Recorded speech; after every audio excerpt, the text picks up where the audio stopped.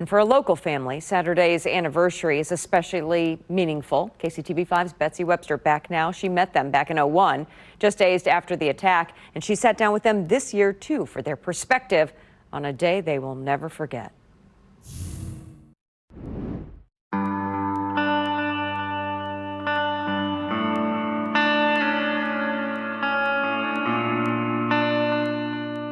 Austin Tedder was just 5 years old when we first met him, waiting for his grandma's plane to land. That was a TWA. His age 5 grasp of 9/11 was this. The Twin Towers, you know, in New York City, they got crashed down by 2 airplanes. I could tell everyone was not okay and that I should probably not be okay, but I didn't really understand why. He's since studied the history of the attack on the World Trade Center and the Pentagon, and every year he's focused on remembering. All of the almost 3,000 that died, all of the first responders and everyone that helped and gave their lives to try and get people out, and like my grandma. His grandma, Jane Tedder, was inside the hotel that adjoined the towers when the first plane hit. All of a sudden, the building rocked and the lights flickered on and off. She made it outside, heard gasps, and looked up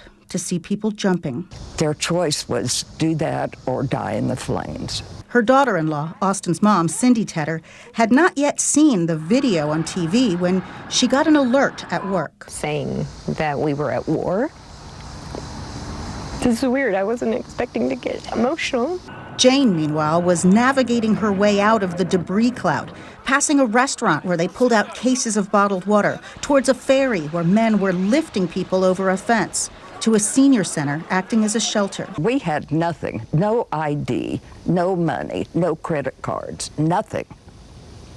But we had all this help all the way along. The people were amazing. She landed in KC 5 days later. I've never loved Kansas so much in my life. I've always just kind of not been very comfortable since then, to be honest. Cindy is now watchful, even in Olathe. Jane spent years reliving seeing those people jump. There would be birds that would dive down past my window, and that always caught me. Jane took early retirement later that year, not because she was traumatized, but because it reminded her how fleeting life is. Because I had a lot of volunteer work I wanted to do, and I thought, if I'm going to do it, I better get at it. Everyone has a different take on the phrase, never forget. But the Tedders have personal ones. I want them to remember the families, and I want them to remember the people that are still here and what they went through. And I also want them to remember that it's not that far out. That's kind of where I got to the point of kind of being angry with people for not really appreciating 9/11, and that the lesson from that of, yes, we are vulnerable.